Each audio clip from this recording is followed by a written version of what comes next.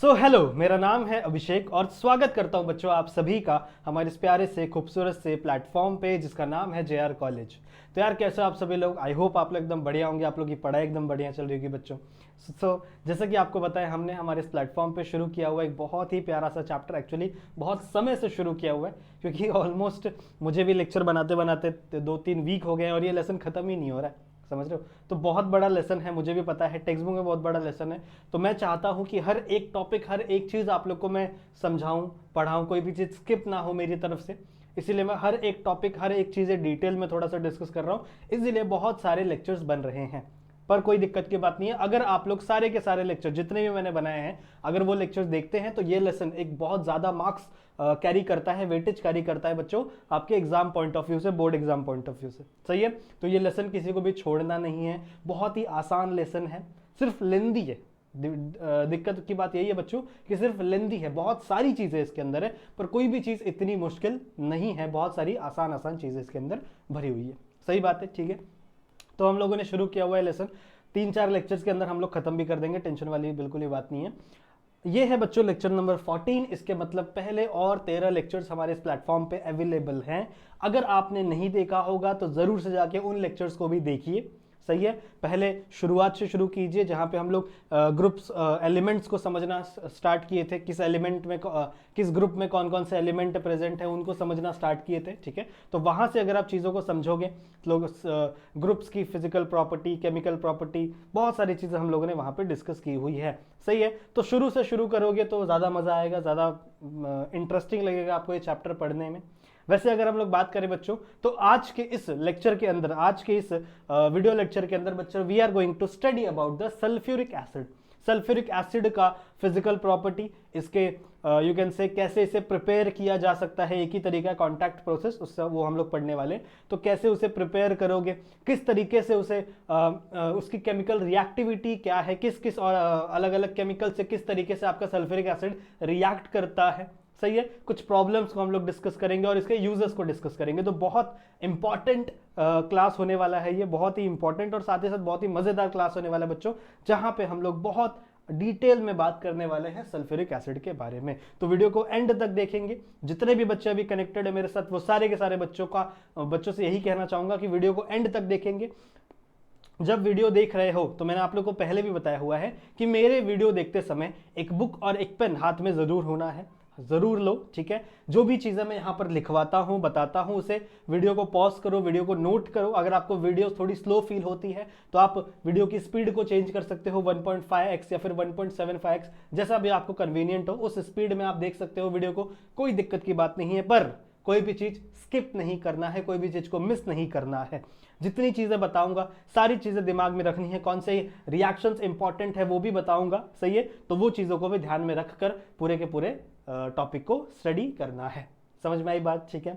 तो शुरू करेंगे बच्चों आज के इस लेक्चर को। एक और चीज आपको बता दूं, अगर आपको कोई भी डाउट होता है स्टडी करते समय तो आप आ सकते हो मेरे इंस्टाग्राम पे, यहां पर आप आकर मुझे मैसेजेस कर सकते हो, अपने मैसेजेस मुझ तक पहुंचा सकते हो। मैं बहुत सारे बच्चों को वहां पर रिप्लाई करता हूं, कुछ बच्चे रह भी जाते हैं, आई नो, पर मैं ट्राई करता हूं कि हर एक बच्चों को मैं रिप्लाई दे सकूं। सही है। जिससे उनके जितने भी डाउट्स है वो क्लियर हो सके। सही बात है। ठीक है। तो चलो बच्चों शुरू करते हैं आज के इस लेक्चर नंबर 14 को, जहां पे we are going to discuss about sulphuric acid. देखो स्टार्ट करते, आ जाओ स्टार्ट करते बच्चों। सबसे पहले अगर हम लोग बात करें तो मैंने लास्ट वाले लेक्चर में आपको बताया था कि कंपाउंड्स ऑफ सल्फर हम लोग पढ़ रहे हैं। 2 प्रकार के कंपाउंड्स हम लोग को स्टडी करने हैं, जैसा मैंने आप लोगों को लास्ट वाले लेक्चर में बताया था बच्चों। कंपाउंड्स ऑफ सल्फर हम लोग पढ़ रहे हैं, जिसके अंदर 2 प्रकार के कंपाउंड ऑफ सल्फर हम लोग स्टडी कर रहे थे।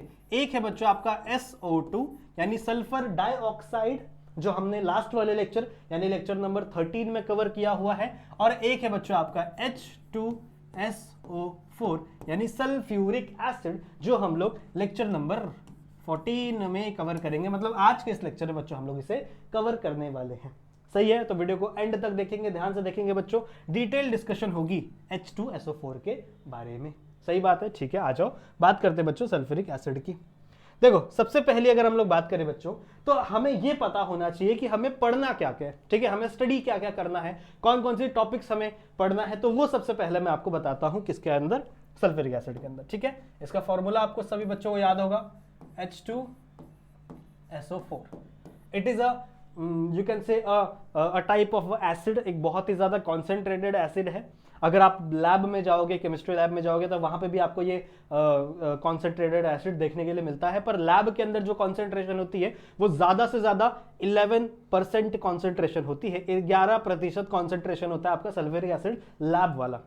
बट अगर इंडस्ट्रीज, अगर आपके कोई रिलेटिव कोई भी इंडस्ट्री में होगा, केमिकल इंडस्ट्री में होगा, तो उनसे पूछना, वहां पे 92, 93, 94% स्ट्रॉन्ग कॉन्सेंट्रेटेड H2SO4 को यूज किया जाता है। समझ रहे हो? कॉलेज में लिमिटेशन है भाई कि बच्चे लोग यूज कर रहे हैं, स्टूडेंट्स यूज कर रहे हैं, उसको किसी ने हाथ पे गिरा लिया, कोई कहीं लग गया, तो वो डैमेज कर सकता है बच्चों, आपके स्किन को डैमेज कर सकता है, बहुत सारी स्किन बर्न हो जाता है उसके वजह से। इसीलिए इतना ज़्यादा कॉन्सेंट्रेटेड अलाउड नहीं होता कॉलेजेस में, यू कैन से H2SO4 को लेना। समझ में आ रही बात? ठीक है। सो H2SO4 की अगर हम लोग बात करें, सल्फ्यूरिक एसिड की अगर हम लोग बात करें बच्चों, तो इस टॉपिक में हमें स्टडी क्या क्या करना है सबसे पहले वो जानते हैं। आइए देखते हैं। इस टॉपिक में सबसे पहले we are going to study about methods of preparation. सबसे पहले हम देखेंगे मेथड्स ऑफ प्रिपरेशन। ठीक है, मेथड्स ऑफ प्रिपरेशन में सिर्फ एक ही मेथड है हमारे पास सिर्फ एक ही मेथड है बच्चों, जिसे हम कहते हैं कॉन्टैक्ट मेथड। बहुत आसान है, टेंशन मत लो, टेंशन बिल्कुल भी मत लो। ठीक है, टेंशन बिल्कुल भी मत लो बच्चों। कॉन्टैक्ट मेथड यही एक मेथड है जिससे हम लोग प्रिपरेशन पढ़ेंगे कि आखिरकार कैसे आप प्रिपेयर कर सकते हो H2SO4 को, चाहे लैब में, चाहे इंडस्ट्रीज में, किसी भी तरीके से। किस तरीके से आप कर सकते हो बच्चों? इस तरीके से कर सकते हो। कॉन्टैक्ट प्रोसेस, इसे कॉन्टैक्ट प्रोसेस या कॉन्टैक्ट मेथड कहते हैं। ये ई नहीं आएगा, इसे कॉन्टैक्ट प्रोसेस भी कहते हैं। 3 स्टेप का प्रोसेस होगा, समझाऊंगा मैं, टेंशन मत लो, एक एक चीज समझेंगे। देन हम लोग स्टडी करेंगे बच्चों इसकी फिजिकल प्रॉपर्टी, फिजिकल प्रॉपर्टीज बच्चों मैंने लिख कर लाया हूं। पहले फिजिकल प्रॉपर्टी ही पढ़ लेंगे क्योंकि ये थ्योरी वाला पार्ट है, ये रटने वाला पार्ट है। ठीक है, तो उसमें बताऊंगा कि मैं आप लोग को ये कलरलेस होता है, ऑयली स्ट्रक्चर होता है, थोड़ा ऑयली ये होता है, फिर रूम टेम्परेचर, इसका जो आप कह सकते हो फ्रीजिंग पॉइंट कितना होता है, वो 283 होता है। ये सब हम लोग पढ़ेंगे। ठीक है, 611 इसका बॉइलिंग पॉइंट होता है। ये थोड़ी बहुत चीजें हम लोग स्टडी करेंगे। कहाँ पे बच्चों? इसके फिजिकल प्रॉपर्टी में, कि भैया ये फिजिकली कैसा है। समझ में आ रही बात? ठीक है, वो मैं लिख कर लाया हूं, वो मैं आप लोग को बता दूंगा। रटने वाली चीज है वो, ज्यादा इंपॉर्टेंट, मतलब इंपॉर्टेंट तो है, एमसीक्यूज में पूछी जा सकती है, पर वो समझाने जैसा कुछ नहीं है, इसलिए मैंने वो चीज लिख कर लाया है। फिर अगला जो थर्ड पॉइंट हम लोग पढ़ेंगे बच्चों, वो हम लोग पढ़ेंगे केमिकल रिएक्टिविटी। केमिकल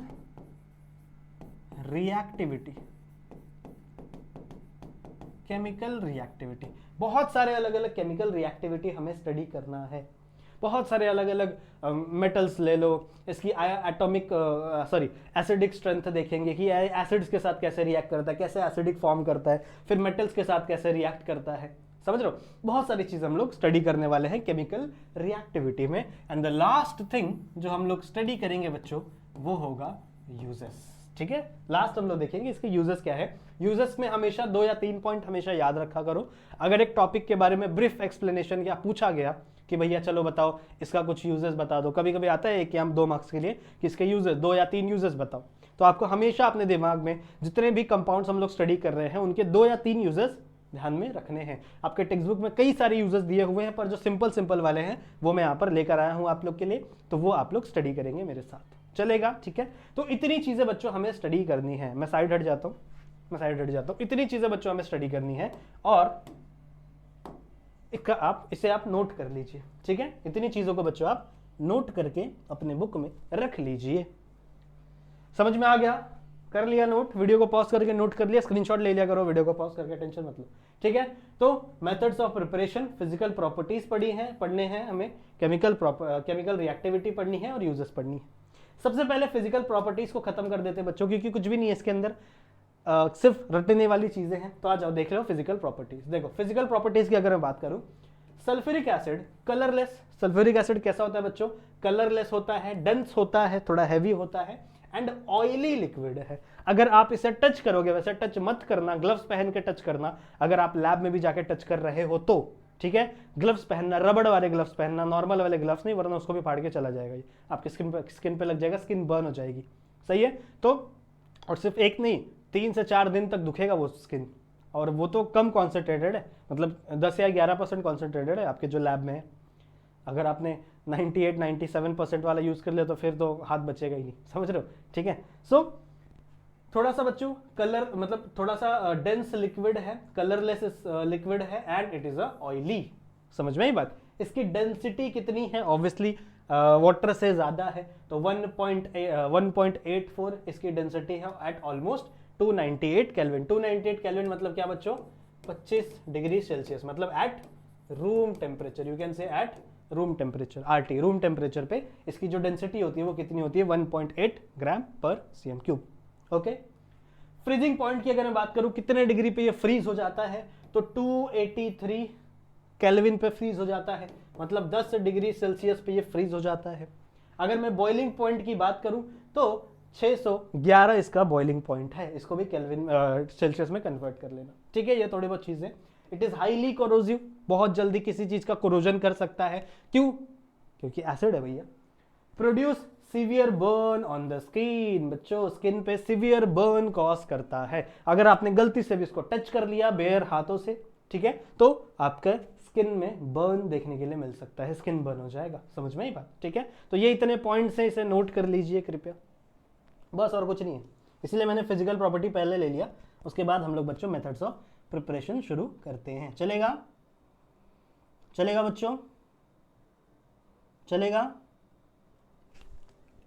चलो आ जाओ, नोट कर लिया, आगे चलते हैं। तो है बच्चों मेथड ऑफ प्रिपरेशन, ठीक है। मेथड ऑफ प्रिपरेशन को ओलियम मेथड भी कहते हैं, क्योंकि यहां पे एक कंपाउंड बनता है जिसे हम लोग कहते हैं ओलियम। ओलियम एक कंपाउंड बनता है, क्या होगा बताऊंगा मैं, ठीक है। इसे हम एक ही मेथड ऑफ प्रिपरेशन है बच्चों, जिसे कहते हैं कॉन्टैक्ट प्रोसेस, जिसे हम क्या कहते हैं, कॉन्टैक्ट प्रोसेस। पहले ऊपर ऊपर से समझो, उसके बाद डिटेल में जाएंगे, ठीक है।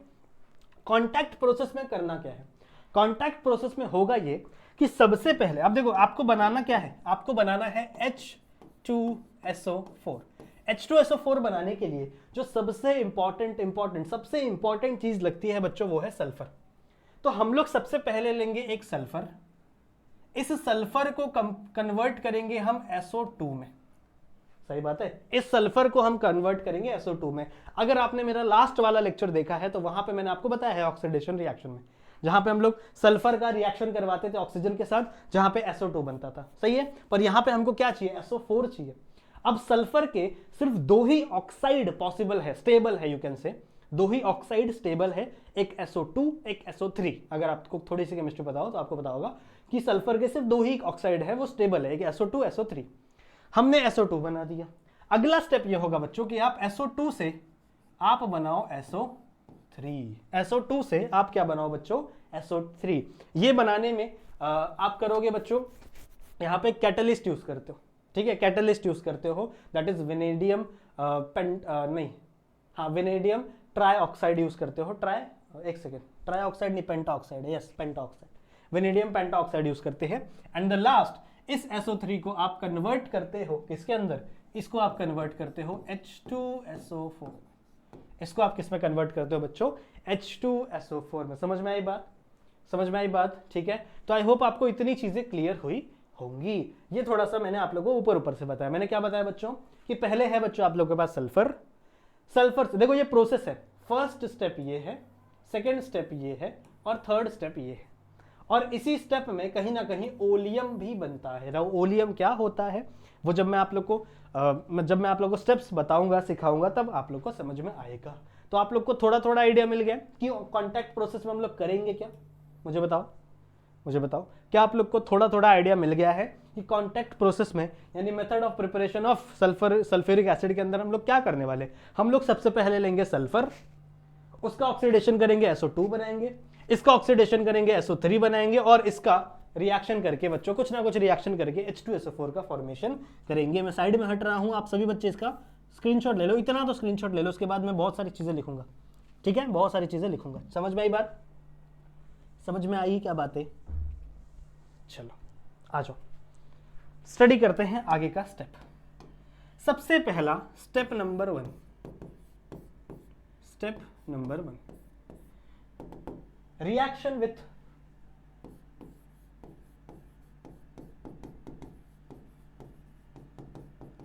air, or you can say reaction with oxygen.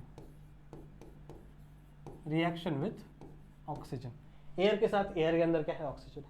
किसका रिएक्शन करना है बच्चों? अगर आपको H2SO4 बनाना है, अगर आपको H2SO4 बनाना है तो सबसे इंपॉर्टेंट जो चीज आपको चाहिए that is sulphur, that is sulphur.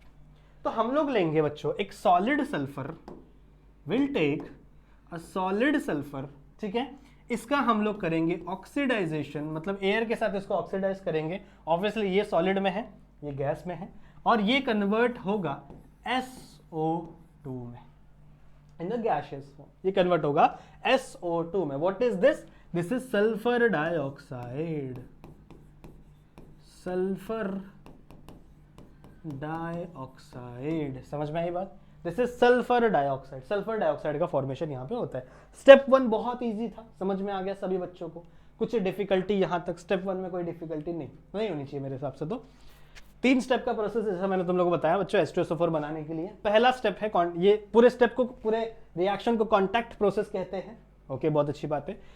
पहला स्टेप में हम क्या कर रहे हैं? रिएक्शन विथ एयर कर रहे हैं, यानी ऑक्सीजन के साथ रिएक्शन करवा रहे हैं। तो मैंने लिया सल्फर, सल्फर को ऑक्सीजन के साथ रिएक्ट किया, मुझे मिल गया सल्फर डाइऑक्साइड। बहुत अच्छी बात है। स्टेप नंबर 2, स्टेप नंबर 2 का नाम है कैटालिटिक ऑक्सीडेशन।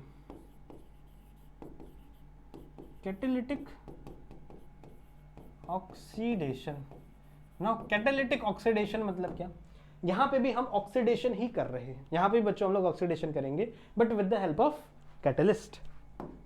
यहां पे बच्चों एक कैटलिस्ट का इस्तेमाल हम लोग करेंगे। देखो क्या है, ये वाला SO2, इस SO2 को मैंने लिया, इस SO2 को मैंने लिया, इसको मैंने वापस रिएक्ट करवाया O2 के साथ। इसको मैंने किसके साथ बच्चों?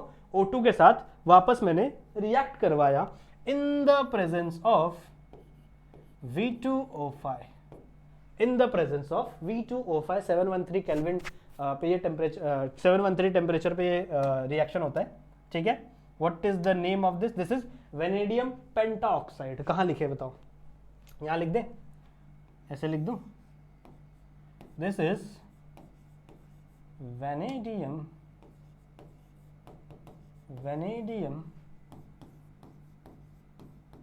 पेंटाऑक्साइड। समझ में आई बात? This is vanadium pentoxide. सही बात है।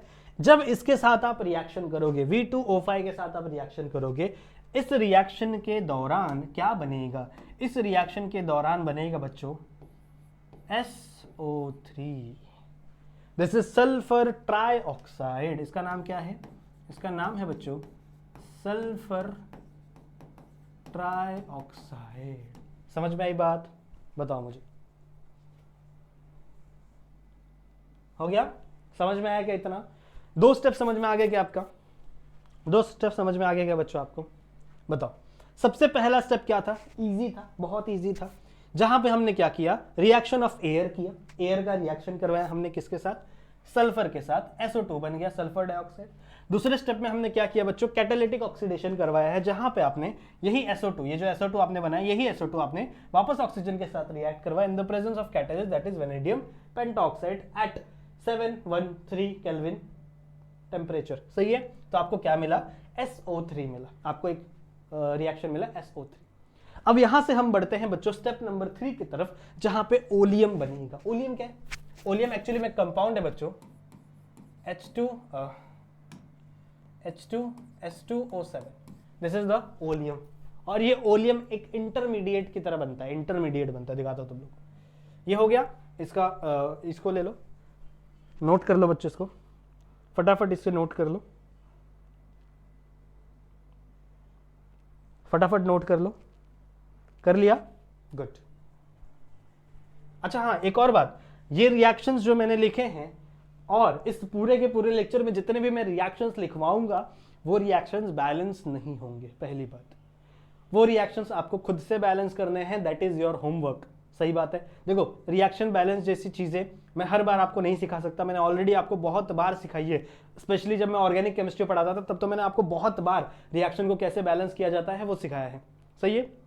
तो अगर आपने मेरे साथ ऑर्गेनिक केमिस्ट्री पढ़ी है तो वहाँ पे आपने रिएक्शन बैलेंसिंग सीखी होगी, तो यहाँ पे वो अप्लाई करो क्योंकि मेरे पास समय कम है और बहुत सारी चीज़ें पढ़ानी है। ठीक है, हो गया नहीं, ये नोट कर लिया ना आप लोग ने, बढ़े आगे। चलो अगले स्टेप नंबर 3 अगला है बच्चों, स्टेप नंबर 3। इस स्टेप में हम क्या करेंगे, यहां पे हम करेंगे बच्चों फॉर्मेशन ऑफ ओलियम। हम यहां पे क्या करेंगे बच्चों, फॉर्मेशन ऑफ ओलियम करेंगे, लिख सकते हैं formation of oleum and with the help of that oleum we will produce H2SO4, ऐसे लिख देता हूं, and produce sulphuric acid, sulphuric acid. ठीक है, स्टेप नंबर 3 समझ में आ गया। हम लोग यहाँ पे ओलियम का प्रोडक्शन करने वाले हैं, फॉर्मेशन करने वाले हैं। व्हाट इज ओलियम, मैंने आप लोग अभी सिखाया, H2SO7, H2SO7, this is the oleum. यहाँ पे फॉर्मेशन होगा और इससे आगे चल के किसका फॉर्मेशन होगा बच्चों, सल्फ्यूरिक एसिड का फॉर्मेशन होगा।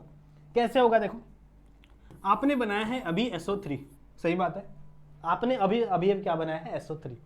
इस SO3 को हम लोग कुछ अमाउंट ऑफ H2SO4 के साथ रिएक्ट करवाएंगे। अब ध्यान से सुनो, अब आप लोग बोलोगे सर हमें तो H2SO4 बनाना था, हमें तो प्रिपेयर करना था, पर आपने तो रिएक्टेंट में ही H2SO4 ला दिया, मतलब हमें पहले ही H2SO4 लाना पड़ेगा। एक्चुअली में क्या होता है पता है, this is also concentrated H2SO4, पर इसका सिर्फ हम लोग 5 से 6 ड्रॉप लेते हैं, 5 से 6 ड्रॉप, मतलब बहुत ही मिनिमम H2SO4 लगता है। बट जब एट द एंड H2SO4 बनेगा ना तो वो 100 ml तक बन जाता है, बहुत ज्यादा H2SO4 बन जाता है, समझ रहे हो। तो ये हमारे लिए एक प्रॉफिट वाला सौदा है, समझ रहे हो, अच्छा वाला सौदा है कि आपने थोड़ा सा H2SO4 डाला पर उससे बना बहुत ज्यादा H2SO4। तो जब आपने SO2 को H2SO4 के साथ रिएक्ट करवाया तो वहां पे बनता है बच्चों एक compound that is H2S2O7, this is the oleum, इसका नाम याद रखो, this is the oleum. Next क्या होगा, इस ओलियम को आप पकड़ोगे H2S2O7, इसको आप पकड़ोगे, इसको आप रिएक्ट करवाओगे पानी के साथ, वाटर के साथ, और आपको बहुत ज्यादा मिलेगा H2SO4। H2SO4, what is this, this is the sulphuric acid, this is the sulphuric acid. समझ में आ गया क्या, कितना मिलेगा। एक्चुअली ये बहुत ज्यादा मिलता है, 100 ml तक मिलता है, पर कितनी प्यूरिटी होती है बच्चों इसकी जो प्यूरिटी होती है, प्यूरिटी वो ऑलमोस्ट होती है बच्चों 96 से 98%, मतलब 96 से 98% प्योर H2SO4 आपको मिलता है। अगर 98% प्योर है मतलब 2% पानी होगा उसके अंदर और कुछ नहीं, समझ में आई बात। 100 ml का सॉल्यूशन है तो 2 ml पानी है, 98% H2SO4 है, और ये बहुत ज्यादा कॉन्सेंट्रेटेड है, बहुत ज्यादा। इमेजिन करो अगर आपके कॉलेज का जो कॉन्सेंट्रेटेड H2SO4 है अगर वो आपके हाथ पे गिर गया तो आपको 4 दिन तक जलता है, वो 4 दिन तक ऐसे जल होता है, आपकी जो स्किन होती है वो पूरी रेड हो जाती है, वहां की स्किन निकल जाती है, और वो होता है सिर्फ 11% कॉन्सेंट्रेटेड। अगर इतना कॉन्सेंट्रेटेड किसी के हाथ पैर पे गिर गया तो लफड़ा है, बहुत ज्यादा लफड़ा है, समझ रहे हो। अभी हमारे देश में जो एसिड अटैक्स होते हैं बहुत अलग अलग जगहों पे, आपने सुना होगा ना, केसेस सुने होंगे जहाँ पे एसिड अटैक हो गया, किसी के ऊपर फेंक दिया, तो वो एक्चुअली में कॉन्सेंट्रेटेड एसिड्स रहते, समझ रहे हो, सल्फ्यूरिक एसिड रहता है, और उससे ज़्यादा कॉन्सेंट्रेटेड होता है नाइट्रिक एसिड। तो नाइट्रिक एसिड भी बहुत सारे केसेस में यूज़ करते हैं और बहुत सारे केसेस में सल्फ्यूरिक एसिड भी यूज़ करते हैं, समझ में आई बात। इतना ज़्यादा अगर आपको कॉन्सेंट्रेटेड H2SO4 चाहिए तो उसके लिए लाइसेंस लगेगा, विदाउट लाइसेंस नहीं मिलेगा, ठीक है, समझ में आ गया। सो this is the third step जहां पे आपने क्या बना लिया बच्चों, H2SO4। और अगेन मैं बोल रहा हूं बच्चों, ये कोई भी रिएक्शन बैलेंस नहीं है, कोई भी रिएक्शन बैलेंस नहीं है। देखो यहाँ 2 सल्फर है, यहाँ 1 सल्फर है, तो रिएक्शन को बैलेंस करना आपकी काम, आपका जवाबदारी, मैं हर चीज नहीं खिलाऊंगा आप लोग को। समझ में आ गया, ये प्रोसेस समझ में आ गया बच्चों, कोई दिक्कत है, बहुत इंपॉर्टेंट है एक्चुअली में, ये प्रोसेस बहुत इंपॉर्टेंट है। कई बार एग्जामिनर आपसे कॉन्टैक्ट प्रोसेस पूछेगा 3 मार्क्स के लिए, so it is very very important, करके जाना। 3 मार्क्स के लिए क्वेश्चन आ सकता है। अगर मैं एग्जामिनर रहता मैं तो डालता कि explain the complete contact process, और कभी भी आपसे ये नहीं बोला जाएगा कि कॉन्टैक्ट प्रोसेस बोला जाएगा, पर कभी भी ये नहीं कहा जाएगा कि बच्चों यहाँ पे H2SO4 फॉर्म करना है। तब तो आपका दिमाग चल जाएगा ना बहुत अच्छे से, लेकिन कॉन्टैक्ट प्रोसेस, ये नाम आपको याद होना चाहिए, क्योंकि इसी नाम से इसकी पहचान है। समझ में आ गया? तो स्टेप समझ में आ गया। सबसे पहले आपने सल्फर लिया, सल्फर से SO2 बना, SO2 से SO3 बना, और इस SO3 से आपने क्या किया बच्चों? H2SO4 फॉर्म किया है। This is the step number 1, this is step number 2 and this is the step number 3। First step में आपने क्या किया था? S सल्फर को ऑक्सीजन के साथ रिएक्ट करवा के SO2 का फॉर्मेशन किया था। फिर SO2 को ऑक्सीजन कैटालिटिक ऑक्सीडेशन करवाया था, जहां पे वेनेडियम पेंटाऑक्साइड आपने यूज किया, और यहाँ पे SO3 का फॉर्मेशन हुआ। And in the last step, जहां पे आपने SO3 को 5-6 ड्रॉप H2SO4 लिया, जिससे आपका क्या बना? ओलियम बना, H2S2O7, H2S2O7, और इसको वापस आपने यूज किया, इसके अंदर वाटर ऐड किया, और आपको सल्फ्यूरिक एसिड बहुत ज्यादा अमाउंट में मिल गया। And this is concentrated, by the way, concentrated sulphuric acid. कितना कॉन्सेंट्रेशन है, कितनी प्योरिटी है बच्चों? 96 to 98% की।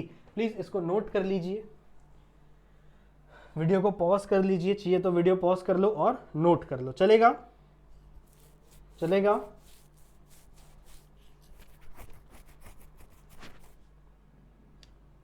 समझ में आ गया?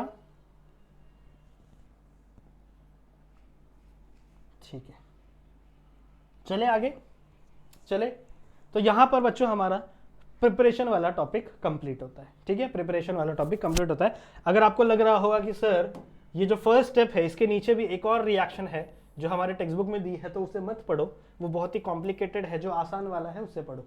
ठीक है, वो नहीं करोगे तो भी चलेगा, इतने स्टेप समझाओगे तो भी चलेगा। समझा? ओके, अगले स्टेप पे चलते हैं बच्चों, केमिकल प्रॉपर्टीज, और इसे आप कह सकते हो रिएक्शंस। ठीक है, केमिकल प्रॉपर्टीज, और यू कैन से reactions of H2SO4। Chemical properties of H2SO4, मतलब H2SO4 नहीं है, 2 क्यों लिख दिया? SO4। H2SO4 किन किन कंपाउंड से, किन किन तरीकों से रिएक्ट होता है, that we have to study. बहुत अच्छी बात है। ठीक है, क्या क्या स्टडी करना है बच्चों? 4 चीजें हमें स्टडी करनी है मेनली। सबसे पहला हम लोग स्टडी करेंगे बच्चों H2SO4 की एसिडिक प्रॉपर्टी। H2SO4 की एसिडिक प्रॉपर्टी। एसिडिक प्रॉपर्टी, किस तरीके से एसिडिक प्रॉपर्टी दिखाता है एक आपका सल्फ्यूरिक एसिड, उसे हम स्टडी करेंगे। एसिडिक प्रॉपर्टी मतलब क्या? मोस्टली उनको एसिड्स कहा जाता है जो अपने H+ को रिलीज करे। अगर वो हाइड्रोजन को रिलीज कर पा रहे हैं, अगर वो हाइड्रोजन को रिलीज करने के बाद भी स्टेबल है, तो मैं कहूंगा वो एसिड है। समझ रहे हो? वो क्या है बच्चों? एसिड है। ओके, दूसरा क्या पढ़ेंगे बच्चों हम लोग? दूसरा हम लोग पढ़ेंगे ऑक्सीडाइजिंग प्रॉपर्टी। ऑक्सीडाइजिंग प्रॉपर्टी, जहां पे ऑक्सीडाइज भी कर देता है ये बहुत सारे मेटल्स को। ठीक है, इसके अंदर 2 चीजें पढ़ेंगे, with metal and with non metal. With metal, spelling क्या है? भूल गया। With metal and with non metals. समझ रहे हो? ओके, फिर हम लोग पढ़ेंगे बच्चों dehydrating property. Dehydrating property, what is mean by dehydrating word? इस वर्ड का मतलब क्या होता है? Removal of water. हाइड्रेशन का मतलब होता है बच्चों पानी। तो जहां पे डिहाइड्रेशन हो गया, मतलब जैसे हम लोग बोलते हैं ना, यार मेरे को डिहाइड्रेशन हो गया है, मेरे को लूज मोशंस हो रहे हैं, मुझे नहीं हो रहे, बता रहा हूं कि मुझे डिहाइड्रेशन हो गया है, मेरे बॉडी से पूरा पानी लूज हो गया है, तो हम लोग बोलते हैं ना, भाई अगर तुझे डिहाइड्रेशन हो गया तो तू ORS पी ले, ORS का सोल्यूशन पी ले, ग्लूकोज का सोल्यूशन पी ले, जिससे तेरे बॉडी में एनर्जी एब्जॉर्ब होगी। समझ लो, डिहाइड्रेशन मतलब पूरे बॉडी से वाटर लॉस होने लगता है, तो बच्चों ये भी करवाता है डिहाइड्रेशन। समझ लो, इसके अंदर कुछ रिएक्शंस हम लोग पढ़ेंगे जहां पे डिहाइड्रेशन होगा। And the fourth and the last reaction जो हम लोग पढ़ेंगे, that is reaction with salt. Reaction with salt. समझ में आई बात? समझ में आई बात? प्लीज बच्चों इसको नोट कर लो, थोड़ा थोड़ा मैं आप लोगों को एक्सप्लेन भी कर देता हूं इसके ऊपर, and then we will jump to our reaction part. Okay,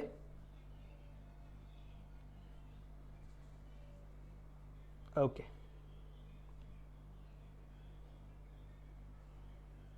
चले आगे, चले आगे, चलो बढ़ते हैं।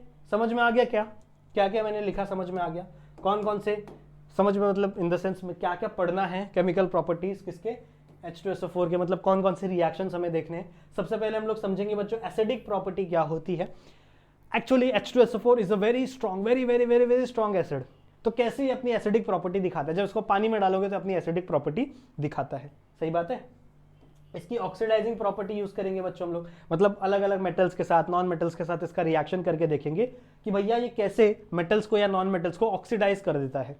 ठीक है, ऑक्सीडेशन आप लोगों को पता है ना, ऑक्सीडेशन नंबर बढ़ता है तो ऑक्सीडेशन हो रही है। फिर हम लोग पढ़ेंगे बच्चों डिहाइड्रेशन प्रॉपर्टी, मैंने अभी आप लोग को बताया, जिसमें अंदर से water as a by product मिलेगा and the reaction of salt. Done है, डन है, लिख लिया है, समझ लिया है, आगे बढ़ते हैं बच्चों। और सबसे पहला स्टडी करते हैं, सबसे पहली property that is acidic property, फिर प्रॉपर्टीज लिख सकते हो, TIES लिख सकते हो, चलेगा दोनों। तो बच्चों अगर आप पढ़ रहे हो H2SO4 के बारे में, जो कि आप एक्चुअली पढ़ रहे हैं, अगर आप पढ़ रहे हो बच्चों H2SO4 के बारे में और कोई आपसे पूछे कि H2SO4 की एसिडिक प्रॉपर्टी क्या है, कितना एसिडिक है, एसिड है, उसके नाम में एसिड आता है भाई, सल्फ्यूरिक एसिड, तो क्या वो एक्चुअली में स्ट्रॉन्ग एसिड है? यस, एक्चुअली में ये लाइन आपको लिखनी है, H2SO4 is a very strong acid, H2SO4 is very strong acid. अगर आपसे कोई पूछे कि बताओ बच्चों H2SO4 सल्फ्यूरिक एसिड क्या एक स्ट्रॉन्ग एसिड है, आप कहोगे yes, H2SO4 is a very strong acid, बहुत ज्यादा स्ट्रॉन्ग एसिड है। फिर वो सामने वाला बोलेगा कैसे, प्रूफ करो, रिएक्शन दिखाओ, तो आप करोगे ठीक है भाई, आप कहोगे ठीक है भाई, आजा तुझे बताता हूं।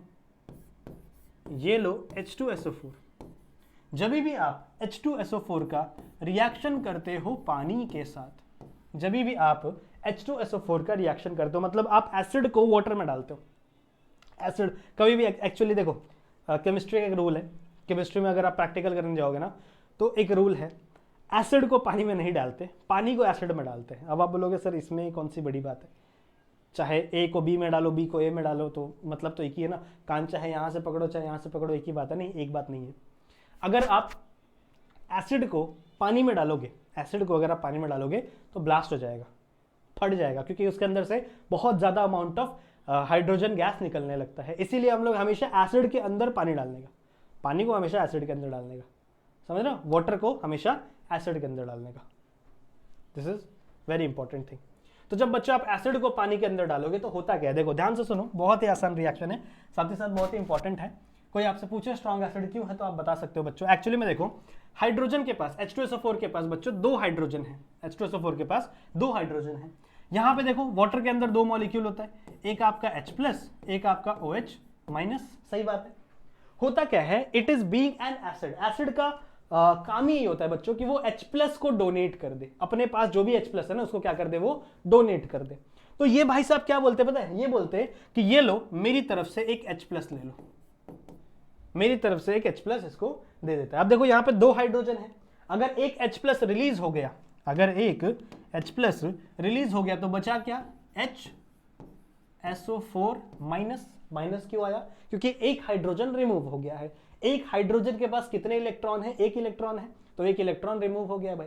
अगर एक इलेक्ट्रॉन रिमूव हो गया, हाइड्रोजन का पॉजिटिव चार्ज वाला जो एटम है H+ रिमूव हो गया, तो वो अपना इलेक्ट्रॉन किसको दे देता है, सल्फर को दे देता है, और इसके ऊपर आ जाता है एक नेगेटिव चार्ज। साथ ही साथ बच्चों ये H+ गया किसके पास, ये H+ गया किसके पास, ये H+ गया बच्चों H2O के पास।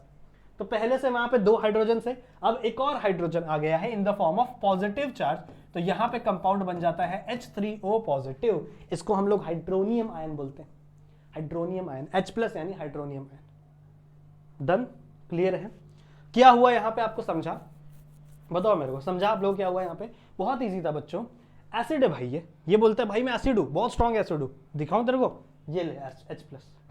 इसके पास 2 H प्लस था, मतलब 2 हाइड्रोजन थे, इसने अपना एक हाइड्रोजन रिमूव कर दिया in the form of positive.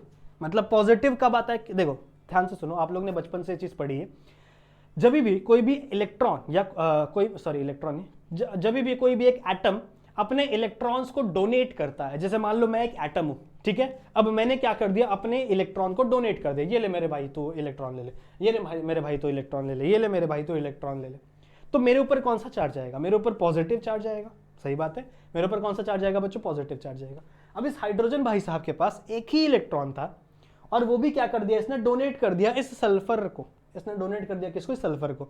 तो सल्फर के पास इलेक्ट्रॉन आया, जिसके पास इलेक्ट्रॉन आता है, जो इलेक्ट्रॉन को एक्सेप्ट करता है उसके ऊपर नेगेटिव चार्ज, जो इलेक्ट्रॉन को डोनेट करता है उसके ऊपर पॉजिटिव चार्ज।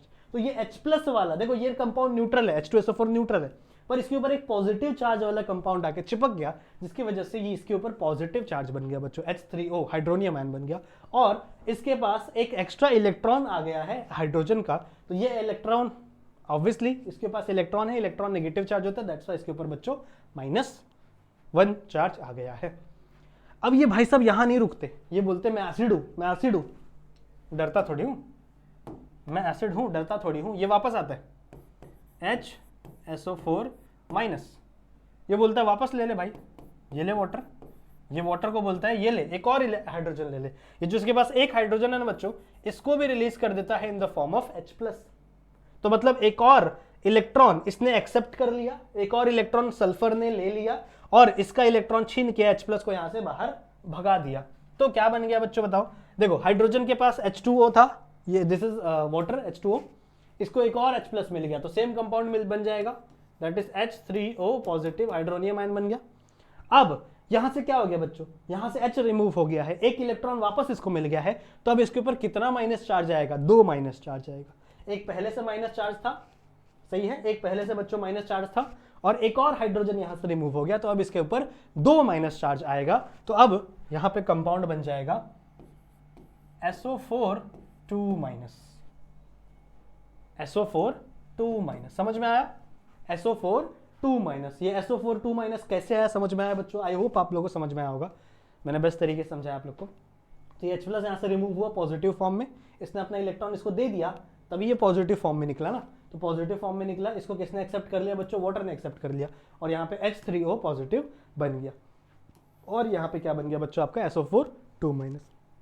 अगर आप देखो तो यहाँ पे 2 अलग अलग स्टेप में रिएक्शन हुई है, और दोनों स्टेप में H2SO4 के मॉलिक्यूल ने क्या किया है, H+ को डोनेट किया है, और जो मॉलिक्यूल H+ को डोनेट करता है वो एसिड है, इसने 2 बार किया, स्ट्रॉन्ग एसिड, कंक्लूजन खत्म। ठीक है, इसे नोट कर लो, मैं साइड हट जाता हूं बच्चों, इसे नोट कर लीजिए, बहुत इंपॉर्टेंट चीज है, बहुत इंपॉर्टेंट चीज है बच्चों, इसे आप नोट करके रखिए। ठीक है, चलेगा, अगला चालू करें, अगला चालू करें बच्चों। इसको मिटाना चाहता हूं, मेरे पास पेजेस की कमी है थोड़ी सी, एक सेकेंड, कहाँ है हम, यस नहीं है ना, हाँ, इसको मैं मिटाना चाहता हूँ, मेरे पास पेजेस की थोड़ी कमी है। नोट कर लिया हो तो बता दे। कितना बड़ा लेक्चर हो गया, 38 मिनट, अरे फटाफट करो, हो गया है ना ये। चलो अगला है बच्चों ऑक्सीडाइजिंग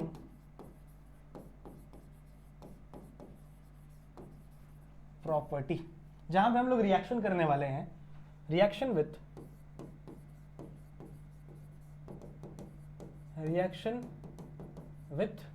किसके साथ रिएक्शन है बच्चों, metals and non metals, metals और नॉन मेटल्स के साथ रिएक्शन है। ठीक है,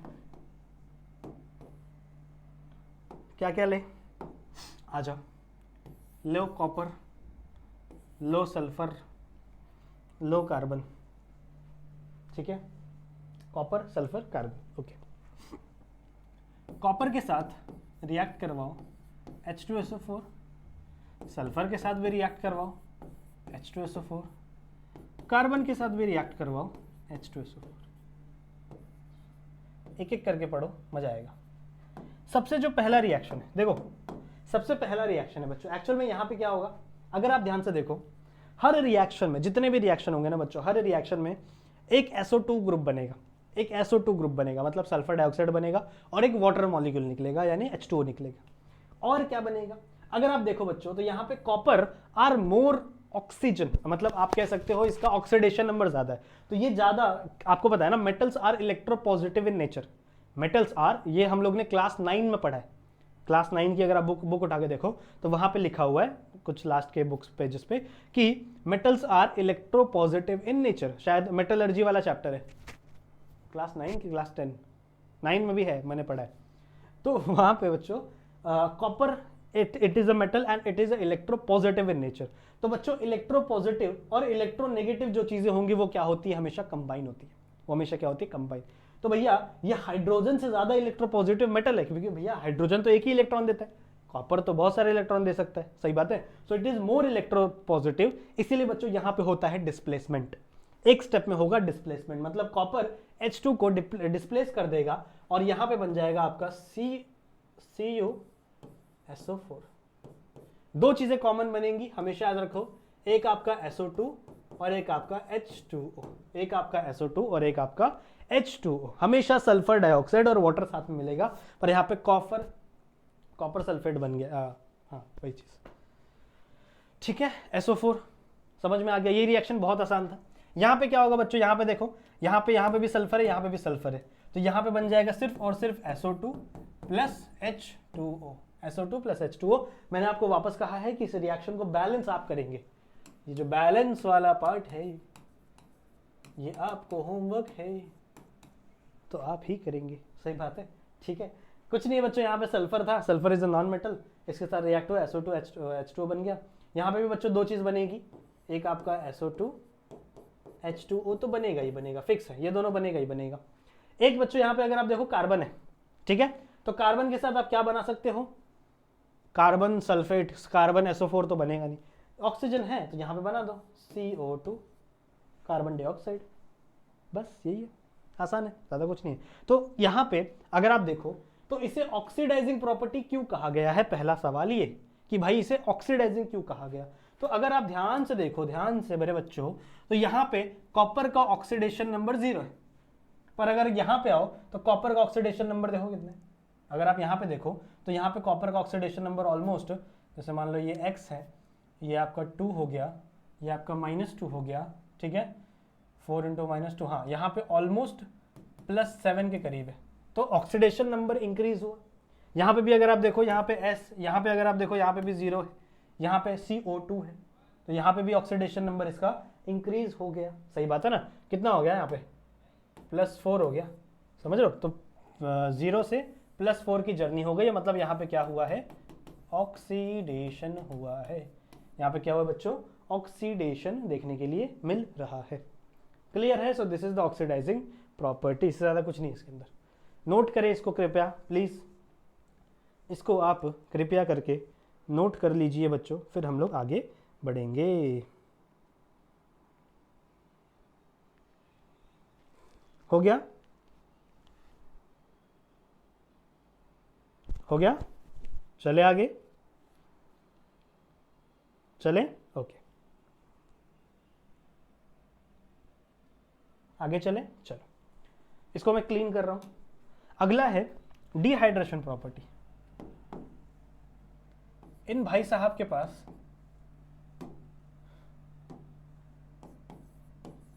डिहाइड्रेशन प्रॉपर्टी भी है, डिहाइड्रेशन प्रॉपर्टी। डिहाइड्रेशन प्रॉपर्टी मतलब क्या होता है, सिंपल है बच्चों, जहां पर भी रिमूवल ऑफ वाटर हो रहा हो, जहां पर भी रिमूवल ऑफ वाटर हो रहा हो, उसे आप कहोगे डिहाइड्रेशन प्रॉपर्टी, ठीक है, उसे आप क्या कहोगे बच्चों, डिहाइड्रेशन प्रॉपर्टी, जहां पे भी रिमूवल ऑफ वाटर हो रहा हो। अब यहाँ पे कौन सा रिएक्शन है, सुक्रोज है शायद ना, सुक्रोज है, C12H22O11, दिस इज सुक्रोज। आप इसे सुक्रोज लिख सकते हो, या आप लिख सकते हो it is a general carbohydrate, सही है, जनरल कार्बोहाइड्रेट। जब आप इसको रिएक्ट करते हो, let me right it little bit lower, okay.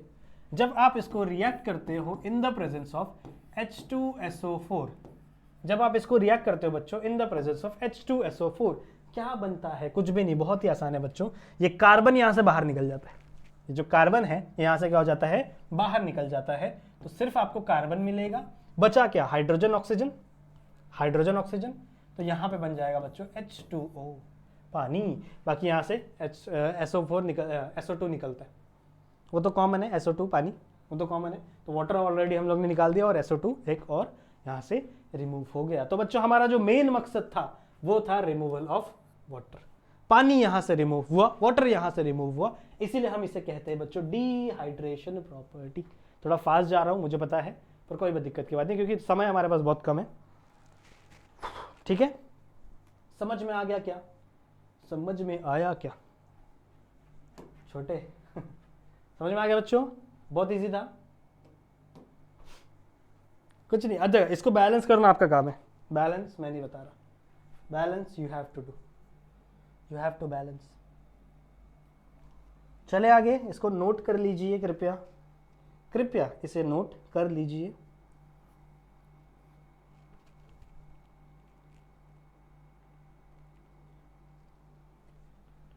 हो गया? ओके, लास्ट फोर्थ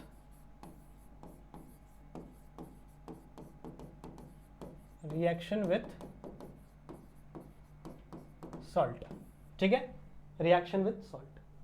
दो सॉल्ट हम लोग पढ़ेंगे बच्चों, आ जाओ देखते हैं, बहुत आसान है ये भी। एक आप लोग पढ़ोगे NaCl, बहुत अच्छा रिएक्शन है, बहुत आसान रिएक्शन है। और एक आप लोग पढ़ोगे बच्चों KNO3, एक आप पढ़ोगे NaCl और एक आप पढ़ोगे KNO3। ओके ओके, आ जाओ देखते हैं बच्चों किसका फॉर्मेशन होगा, क्या बनेगा। बहुत आसान है वैसे, देखो। ठीक है, सबसे पहले NaCl का देखते हैं। जब आप इसको रिएक्ट करोगे इन द प्रेजेंस ऑफ H2SO4, अब मैं H2SO4 को कुछ ऐसे लिखना चाहता हूं, HSO4। क्या आप मुझसे गुस्सा तो नहीं होंगे? क्या आप मेरे खिलाफ आंदोलन तो नहीं करोगे? नहीं करना ना, ठीक है। दोनों का मतलब सेम है बच्चों, H2SO4 और यहाँ पे मैंने 2 H लिख दिए, दोनों का मतलब सेम है। मुझे कुछ आपको करके दिखाना है। एक्चुअली क्या होता है, जब H2SO4 और सॉल्ट का रिएक्शन होता है, this is sodium chloride, sodium chloride. तो जब आपका सोडियम क्लोराइड रिएक्ट होता है H2SO4 के साथ, जिसको मैंने कुछ इस फॉर्म में लिखा है, तो यहां से एक चीज निकलती है, दैट इज HCl। दूसरों को इसको दूसरे कलर से बनाते हैं। कौन सा कलर ले? हाँ ठीक है, नहीं अब ठीक है। H और यहाँ से Cl बच्चों बाहर निकल जाता है। तो यहाँ पे मैं साइड में लिख दूं HCl। HCl आपने रिमूव कर दिया, अब बचा क्या? जो चीज बची है लिख दो, जो चीज बची है लिख दो। क्या बचा है बच्चों? बचा है Na, बचा है H, बचा है SO4। This is the product. इससे ज्यादा कुछ नहीं था, इससे ज्यादा बच्चों कुछ भी नहीं करना है। This is the final product, this is the final product. बच्चों समझ में आ गया? समझ में आ गया बच्चों? बहुत आसान था ना, ज्यादा कुछ डिफिकल्ट था क्या? बताओ मेरे को, ज्यादा कुछ डिफिकल्ट था? कुछ नहीं था। मैंने क्या किया बच्चों, H2SO4 में से एक H इस Cl को लेके भाग गया, हाइड्रोक्लोरिक एसिड बना दिया, HCl बन गया। और एक H क्या बनाया बच्चों? ये वाला NaHSO4। समझ में आ गया? बहुत आसान था। सेम रिएक्शन अगर बच्चों आप KNO3 के साथ करो, इसको भी रिएक्ट करो किसके साथ? H2SO4 के साथ। वैसे ही लिख रहा हूं मैं, मारना मत मुझे। H2SO4 क्या होगा यहाँ पे?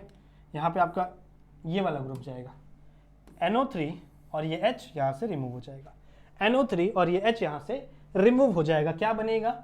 बनेगा बच्चों HNO3, HNO3।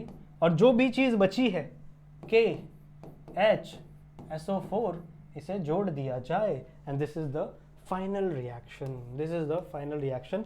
इतना ही आसान है और ये बहुत इंपॉर्टेंट है, वैसे आता है एग्जाम में, ठीक है। तो इसे पढ़ना जरूर से, ये एग्जाम में आता है। जितने क्वेश्चन पेपर मैंने देखे हैं पिछले 10 साल के अगर हम लोग क्वेश्चन पेपर उठा के देखें तो 5 से 6 बार आया है। तो प्लीज़ बच्चों इसे पढ़ना ज़रूर से। समझ में आई बातें? समझ में आई बातें? ठीक है, क्लियर है? तो यहाँ पे बच्चों हमारा रिएक्शन वाला पार्ट भी डन होता है। लास्ट पार्ट क्या बचा है? अच्छा एक और एक छोटा सा ये बचा हुआ है बच्चों हमारा, एक छोटा सा मैंने एक एग्जाम्पल लिया हुआ था कि अगर what is the action of H2SO4, H2SO4 का क्या एक्शन होगा बच्चों HBr और HI पे। एक छोटा सा रिएक्शन है, तो देखो कुछ नहीं है, बहुत आसान है। HBr अगर रिएक्ट होगा H2SO4 के साथ, ठीक है, HBr अगर रिएक्ट होगा H2SO4 के साथ तो कुछ नहीं होता, यहां से Br2 निकल जाता है, 2 Br2 निकल गया, बाकी कुछ नहीं, आपका बचता है SO2 और पानी। ये दोनों चीज हमेशा बनता है। इसके पहले भी मैंने ये वाला रिएक्शन दिया था आप लोग।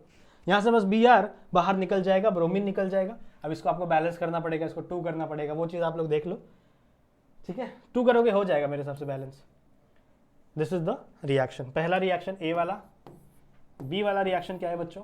HI, सेम अगर HI रिएक्ट हो रहा है H2SO4 के साथ तो मिलेगा बच्चों आपका I2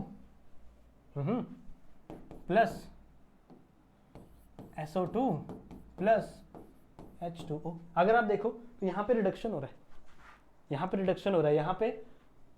+1 है, यहाँ पे 0 हो जा रहा है, तो मतलब ऑक्सीडेशन नंबर कम हो रहा है, यहाँ पे रिडक्शन हो रहा है।